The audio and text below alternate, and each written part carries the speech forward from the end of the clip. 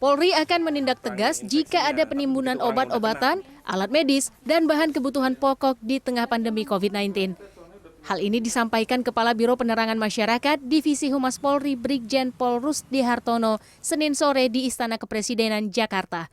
Ia menyebut saat ini sedang marak kenaikan harga dan kelangkaan sejumlah obat-obatan, bahan pokok, dan alat medis seperti oksigen.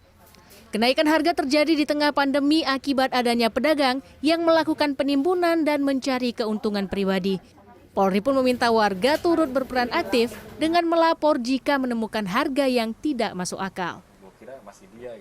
Situasi sulit ini jangan dimanfaatkan oleh pihak manapun untuk mencari keuntungan. Jangan menimbun, jangan berspekulasi terhadap situasi sulit sekarang ini. Karena yakinilah Polri akan melakukan tindakan-tindakan yang tegas terhadap segala perilaku-perilaku yang merugikan masyarakat banyak hanya untuk kepentingan pribadi. Sekali lagi, yakini Polri akan melakukan tindakan tegas terhadap. Sementara itu, Menteri Kesehatan Budi Gunadi menjelaskan, produksi oksigen di Indonesia sebelumnya lebih banyak digunakan untuk industri, yaitu 75% atau 640.000 ton. Adapun di sektor kesehatan, kapasitas produksi nasional hanya 25% atau 181.000 ton per tahun. Namun Budi menegaskan saat ini 90% produksi oksigen telah dialihkan untuk sektor medis. Hal itu dilakukan sebagai jawaban atas minimnya ketersediaan oksigen di tengah lonjakan jumlah kasus positif COVID-19. Kami sudah mendapatkan komitmen dari Kementerian Perindustrian, kita sudah koordinasi dengan Menteri Perindustrian agar konversi oksigen dari industri ke medis diberikan sampai 90%.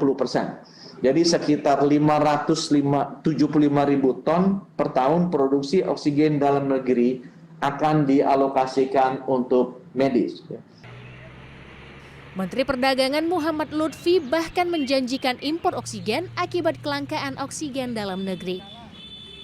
Jumlah kasus positif COVID-19 terus meningkat hingga menembus lebih dari 2 juta kasus.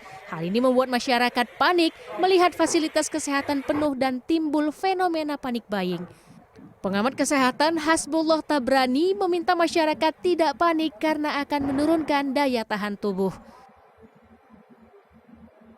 Obat Ivermectin, obat antibiotika yang kita tidak perlu dikonsumsi. Jangan lupa sebuah sikap berlebihan selalu tidaklah baik. Ya, tanyakan ahlinya, siapa ahlinya, para dokter. Tanyakan ahlinya.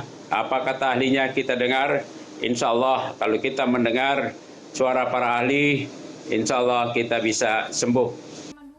Hasbullah juga meminta warga tidak sembarangan membeli obat tanpa anjuran dokter seperti di marketplace. Tim Liputan, CNN Indonesia.